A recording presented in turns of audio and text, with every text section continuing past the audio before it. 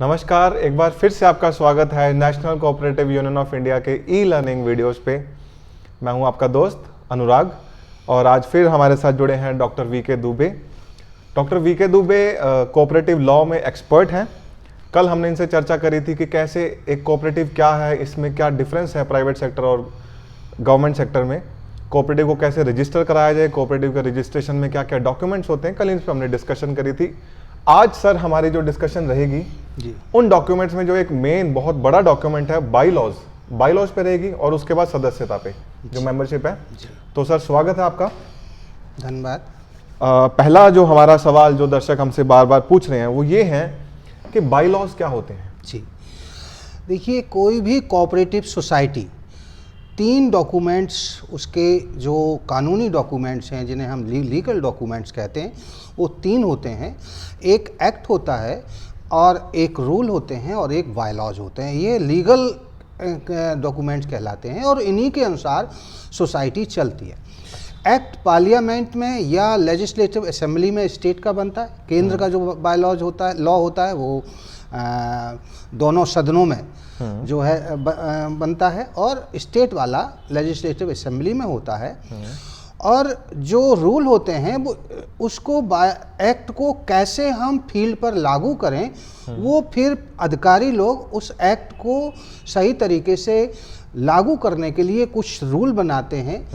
और बायलॉज अपनी सोसाइटी कैसे चले, एक्ट और रूल के अनुसार होते हुए भी हमें उनको रखते हुए हम अपनी सोसाइटी कैसे चलाएंगे। हम कुछ उदाहरण यहाँ पर हम आपको देना चाहते हैं। जैसे एक्ट में ये लिखा है कि हमारा इलेक्शन जो है बोर्ड ऑफ डायरेक्टर्स जिनको कहते हैं या कार्यकारिणी समिति कहते हैं, वो 5 साल में होगा। अब वो इलेक्शन कैसे होगा ये रूल में सारा चीज़ लिखा होगा। कितने दिन पहले नोटिस जाएगा, कितने दिन पहले उसकी जो है लिस्ट लग जाएगी मेंबरों की बोर्ड पर, उसके बाद कितने दिन पहले जो है उसके नॉमिनेशन मांगे जाएंगे, डेलीगेट की मांगे जाएंगे अगर सोसाइटियाँ उसके मेंबर हैं, और उसके बाद कि कब जो है पर्चा दाखिल होगा, कितने दिन पहले जो है वो उसकी स्क्रूटनी होगी, इलेक्शन कैसे होगा, वोट डाल के होगा, मतपेटी के द्वारा होगा, फिर कैसे काउंटिंग होगी, काउंटिंग में अगर बराबर वोट हो गए तो उसका निर्णय कैसे होगा, और फिर उसके बाद चुनाव होने के बाद पेपर कहाँ रहेंगे। ये सारा प्रोसीजर रूल में लिखा होगा। ये सारा रूल्स में लिखा है। अब बायलॉज में क्या लिखा होगा, जैसे एक्ट में लिखा किया गया है कि टोटल बोर्ड के मेंबर 21 से ज़्यादा नहीं होना चाहिए। लेकिन हमारी सोसाइटी तो छोटी है ना, और उसमें हम 21 नहीं रखना चाहते, तो हम जो है उसमें 11 रखेंगे, 15 रखेंगे, 17 रखेंगे। कुछ स्टेटों में हर एक सेक्टर के कोऑपरेटिव सोसाइटी के लिए एक्ट में प्राविधान, रूल में प्राविधान दे दिया गया, लेकिन ज़्यादातर स्टेटों में नहीं है। तो बायलॉज अपना सदस्य बनाते हैं, अपनी जनरल बॉडी में उसको पास करते हैं, फिर रजिस्ट्रार के यहाँ वो सबमिट होता है। रजिस्ट्रार एक्ट और रूल के अनुसार उसको देख लेता है कि कहीं उसका वायोलेशन तो नहीं है, मतलब उसका उल्लंघन तो नहीं है, तो उसके बाद फिर रजिस्टर्ड कर देता है। जैसे उदाहरण के तौर पर जनरल बॉडी को ये पावर है बायलॉज अपना जो है अप्रूव्ड करने का और बनाने का, लेकिन जैसे एक्ट में लिखा है कि 5 साल बाद इलेक्शन होगा, लेकिन जनरल बॉडी अपने बायलॉज में ये नहीं लिख सकता कि मैं 6 साल बाद अपना इलेक्शन करूंगा। तो ये सारे कानूने कैसे कैसे होगा। उदाहरण के तौर पर बायलॉज में एवरीथिंग, हर चीज़ होगी जिस तरीके से सोसाइटी को चलाया जा सके, उसका प्रबंध किया जा सके। उदाहरण के तौर पर सबसे पहले बायलॉज में सोसाइटी का नाम होगा। अच्छा। नाम में ये झलकना चाहिए कि जो वो काम कर रहे हैं वो नाम में आ रहा है कि नहीं आ रहा। जैसे रामपुर दुग्ध सहकारी समिति, तो दुग्ध यानी दूध की ये समिति होगी, नाम से क्लियर होना चाहिए। अलीपुर शूज मेकिंग सोसाइटी, जूता बनाने की सोसाइटी, तो वो किस काम में, पहला तो ये नाम में झलकना चाहिए। बहुत सारी सोसाइटियाँ ऐसे नाम रख देते हैं कि काम क्या कर रही उसमें नहीं होता। जैसे इंडियन फार्मर्स फर्टिलाइजर है ना, तो फर्टिलाइज़र का काम करेगी, तो नाम आना चाहिए। दूसरी बात यह है, विशेष तौर से ध्यान रखना चाहिए कि ऐसे देश में कोई भी कोऑपरेटिव सोसाइटी नहीं होगी जिसके अंत में लिमिटेड शब्द न लगा हो। ऐसी कोई भी सोसाइटी रजिस्टर्ड नहीं होगी। कि ये ध्यान रखें, जब भी रजिस्ट्रेशन कराएं तो उसके लास्ट में लिमिटेड शब्द जो है लगा होना चाहिए। अच्छा। यानी लिमिटेड का मतलब यह है कि उसके सदस्यों का जो दायित्व है, अगर वो लॉस में जाती है तो उसका दायित्व जो है, उससे जो वसूली होगी वो एक लिमिट है, और वो लिमिट बायलॉज में लिखी होगी कि इतने तक उनके शेयर तक है, कि जितना शेयर लिया वो तक लिमिट है, या 5,000 रुपया देना पड़ेगा या 10,000, तो एक ये उसकी लिमिटेड, ये जो है नाम में कंपलसरी है, बिना इसके कोई भी सोसाइटी रजिस्टर्ड नहीं होगी। इसके बाद उसका आता है एड्रेस। एड्रेस कौन सा है, किस जगह पे सोसाइटी का ऑफिस है। ऑफिस यदि बदलोगे तो दोबारा बायलॉज रजिस्ट्रेशन को जाएगा रजिस्ट्रार के पास। तो ध्यान ये रखें कि जब आप ऑफिस बनाएं तो ऐसा करें स्थायी है। यदि ऑफिस आप रेंट पे ले रहे हैं तो उस व्यक्ति का, जिसका रेंट पे ले रहे हैं, उसके साथ एग्रीमेंट और उसकी सहमति कि हमें कोई ऑब्जेक्शन नहीं है और इसको जो है हमारी इसमें ऑफिस खोल लिया जाए। लेकिन वो कितने दिनों तक है, उसके पहले ही आपको बायलॉज में नया ऑफिस की चेंज कराना पड़ेगा, नया एड्रेस।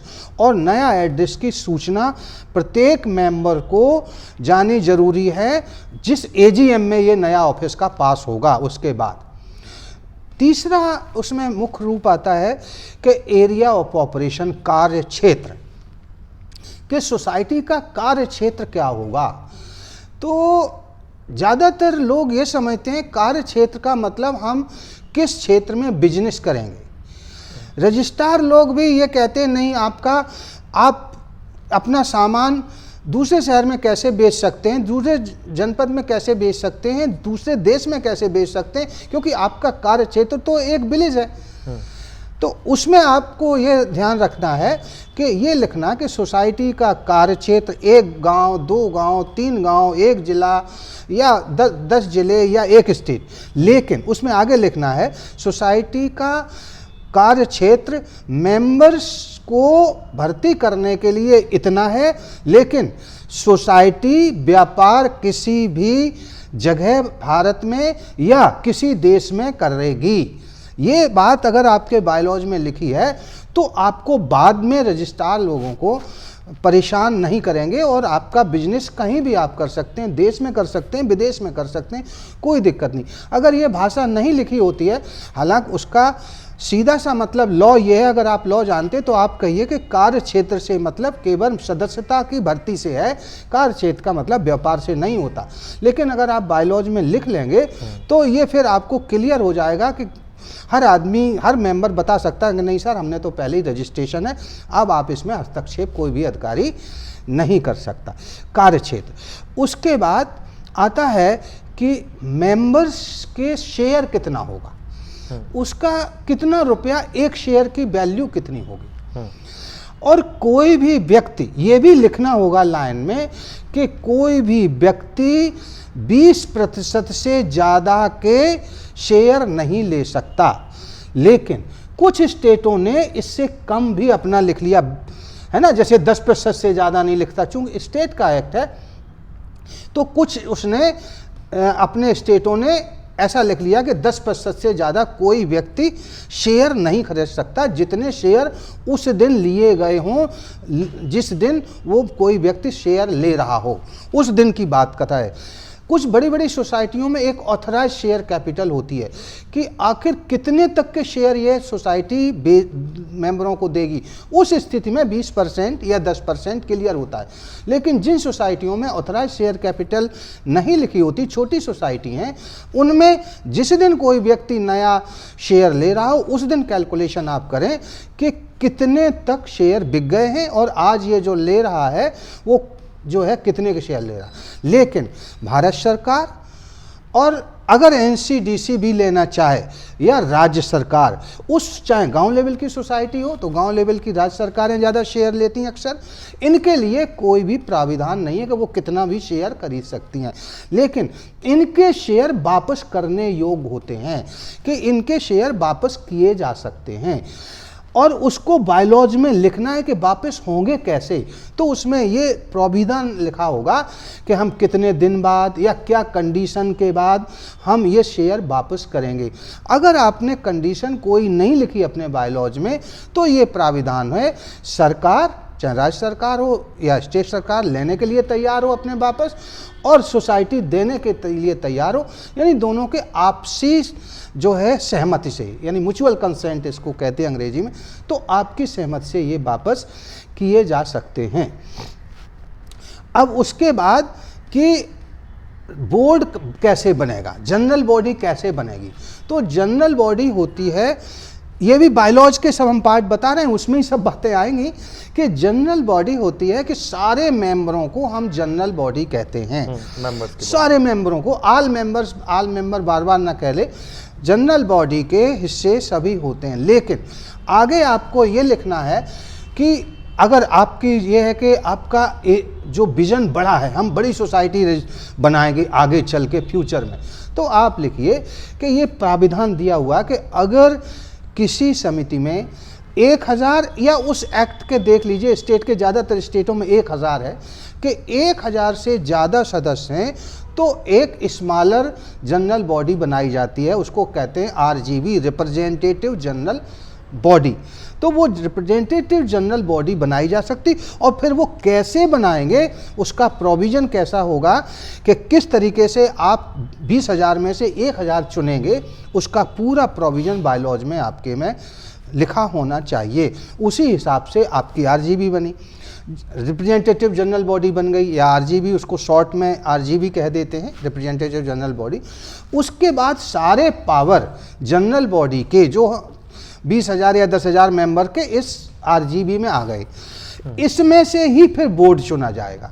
बोर्ड ऑफ डायरेक्टर्स होते हैं ना, और बोर्ड ऑफ डायरेक्टर्स कितने होंगे, कौन कौन सी सीट रिजर्व होंगी, एससी कितने होंगे, एसटी कितने होंगे, आपके अगर मान लो उसमें जो कम्युनिटी वाले हैं जो अल्पसंख्यक कहलाते हैं उनके हैं तो उनकी कितनी सीट रिजर्व होंगी बोर्ड में, महिलाओं की कितनी सीट रिजर्व होंगी।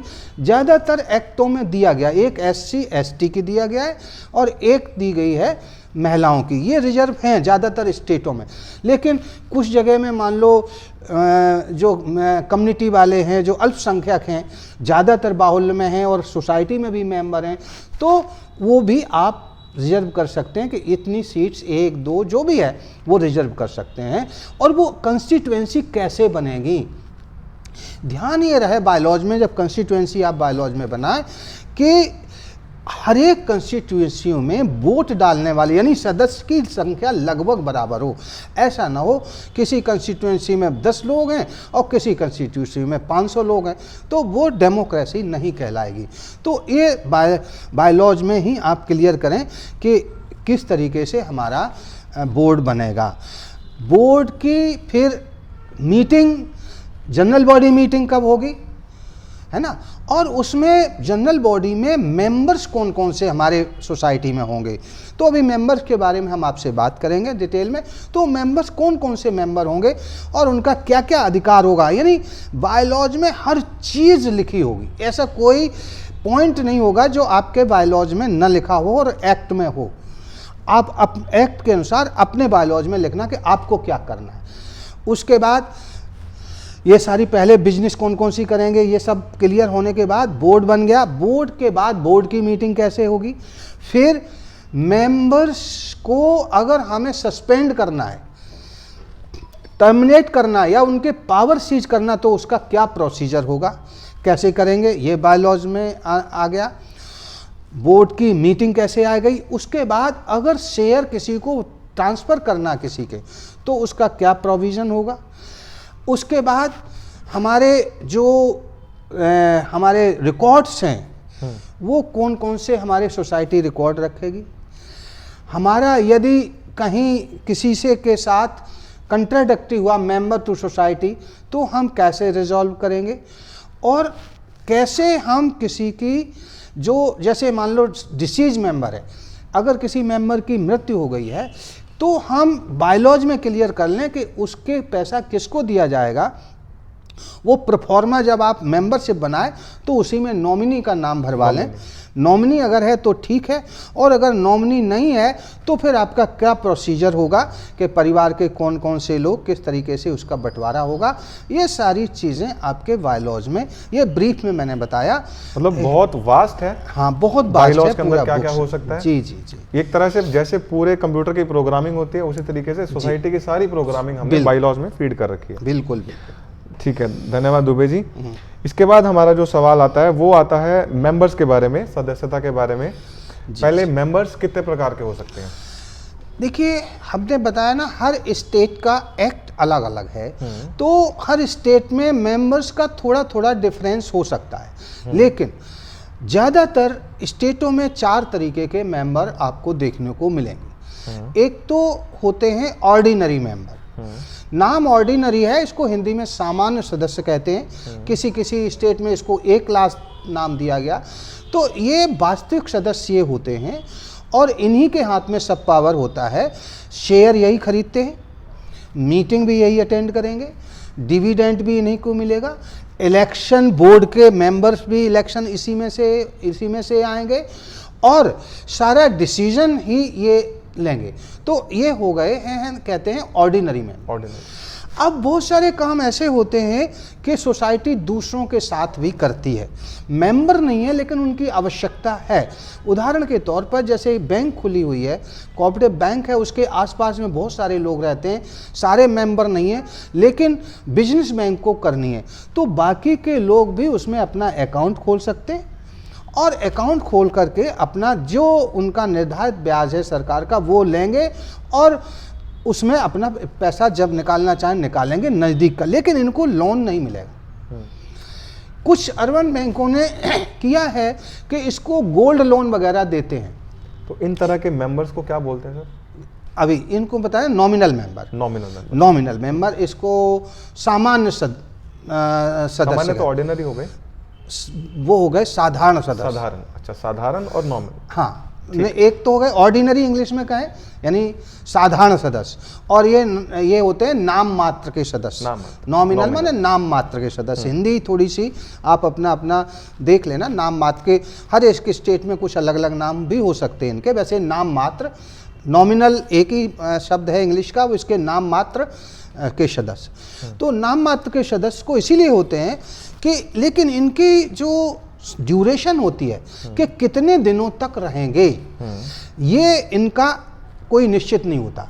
कुछ स्टेटों ने ऐसा किया है, जैसे उत्तर प्रदेश वगैरह ने, कि नाम मात्र के सदस्यों को भी बोर्ड में भागीदार बनाया है, और 1/5 सदस्य नाम मात्र के हो सकते हैं, इससे ज़्यादा नाम मात्र के सदस्य नहीं रखे जा सकते।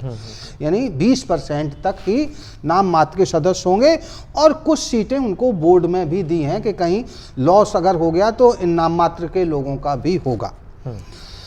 दूसरे सदस्य होते हैं एसोसिएट सदस्य। ये कुछ स्टेटों ने अपने एक्ट में थोड़ा सा भिन्न किया है, पता नहीं किस तरीके से उन्होंने अपना सोच के बनाया होगा, लेकिन शुरू में जो बात हुई थी, जो शुरू में एक्ट जो शुरू के थे, उसमें ये बात हुई थी, नाम मात्र के सदस्य जो है, जिनको हम नॉमिनल मेंबर कहेंगे, उनका कोई निश्चित ड्यूरेशन नहीं होगा कि कितने दिन तक रहेंगे, लेकिन जो एसोसिएट मेंबर होते हैं उनका एक ड्यूरेशन निश्चित होता है। और ये मेनली शुगर केन फैक्ट्रीज के लिए थे। जैसे sugar cane cooperative sugar factories लगी हुई है, और उनके मेंबरों के पास इतना गन्ना नहीं है कि जो सीज़न हो 6, 7, 8 महीने का होता, उतने तक फैक्ट्री चलती रहे, तो वो बाकी के आसपास के जो किसान हैं वो भी गन्ना यदि बो रहे हैं, तो किसानों को गन्ना बेचने की आवश्यकता है उस वर्ष में, और फैक्ट्री को अपना पूरा मशीनें चलाने के लिए उतने क्वांटिटी का गन्ना चाहिए, उतनी मात्रा में गन्ना चाहिए। तो 1 साल के लिए उनका एसोसिएशन होता है, गन्ने में पर्चियां बांट दी जाती है कि इस वर्ष हम आपका गन्ना ले रहे, मुझे आवश्यकता है। अगले साल हमारा आवश्यकता होगी तो आपका गन्ना लेंगे और नहीं आवश्यकता होगी तो हम गन्ना नहीं लेंगे। यानी हमारा एसोसिएशन है, कुछ समय के लिए हमारा एसोसिएशन हो गया।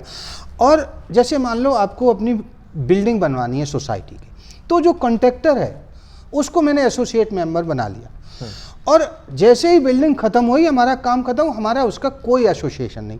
ये लोग जो एसोसिएट और नॉमिनल मेंबर, ये लोग शेयर नहीं लेंगे, लेकिन इनके जो है नॉमिनेशन फीस ली जाती है, जो भी 10 रुपया, 100 रुपया, 20 रुपया जो उसमें बायलॉज में लिखी हुई है, वो नॉमिनेशन फीस इनको लिया जाता है। अब ये प्रश्न आया कि बनाए क्यों जाते हैं? बनाए ये दोनों इसलिए जाते हैं कि मान लो किसी कॉन्ट्रैक्टर है जिसने आपकी बिल्डिंग बनाई है और वो सही तरीके से नहीं बना रहा, उसमें चीटिंग कर रहा, बेईमानी कर रहा और लड़ाई हो गई, तो वो सोसाइटी को कोर्ट में नहीं घसीट सकता, वो अपनी अपील जो है रजिस्ट्रार के यहाँ करेगा, डायरेक्ट कोर्ट में केस नहीं डाल सकता। केवल एम्प्लॉइयों को ये छूट है कि वो अपना डायरेक्ट कोर्ट में केस डाल सकते हैं, और ये जो है ये ऐसे जो सदस्य हैं वो सीधे कोर्ट में जो है संस्था के खिलाफ नहीं जा सकते। रजिस्ट्रार के यहाँ ये केस चलेगा, वहाँ वकील की भी ज़रूरत नहीं और कोर्ट फीस की भी ज़रूरत नहीं, कम खर्चे में ये केस निपट जाएंगे। दूसरे और मेंबर होते हैं सिंपथाइजर, ये हर स्टेट में नहीं मिलते, और मेनली ये जब किया गया था ये एक्सपर्ट के रूप में इन लोगों को रखने की बात थी कि जैसे एक हाउसिंग कोऑपरेटिव सोसाइटी है, एक इंजीनियर जो है सिविल इंजीनियर रिटायर होके आया, बोले साहब आप हमारे मेंबर बन जाइए, तो उससे कहा कि उसने कहा मेरे तो मेंबर की ज़रूरत नहीं, मेरे पास तो मकान है, मुझे तो मकान की ज़रूरत नहीं। बोले सर आपको मकान की ज़रूरत नहीं, लेकिन सोसाइटी को आपकी ज़रूरत है, आपकी सिंपैथी चाहिए सोसाइटी को, आप थोड़ा देख रेख में अच्छा कंस्ट्रक्शन हमारा करवा देंगे। तो इस तरीके से जो टेक्निकल सपोर्ट देते हैं, जो सोसाइटी को गाइडेंस वो करते हैं, उनके लिए ये प्राविधान रखा गया था। एक और होते हैं जो जॉइंट मेंबरशिप, आपने सुना होगा, ये महाराष्ट्र वगैरह में कुछ स्टेटों ने एसोसिएट के साथ जोड़ दिया है, लेकिन ये अलग ही मेंबरशिप थी, और मेनली ये मेंबरशिप थी हाउसिंग कोऑपरेटिव सोसाइटीज़ के लिए। मान लो एक हाउसिंग कोऑपरेटिव सोसाइटी है, उसके फादर के नाम मकान है, उसके 2 बेटे हैं, फादर के मर जाने के बाद वो उसका क्या होगा, तो एक आदमी ज्वाइंट उसके साथ है, या दो भाई हैं, दोनों मिलके मकान लेना चाहते, उतना पैसा उसके एक के पास नहीं है, तो एक बड़ा भाई या एक भाई एक मेंबर हो जाएगा, ऑर्डिनरी मेंबर के रूप में आएगा, और दूसरा उसके ज्वाइंट होगा, जब वो अनुपस्थित होगा तो वो मीटिंग वगैरह अटेंड करेगा। इस तरीके से ये ब्रीफ में हमने आपको सदस्यता की बात बताई।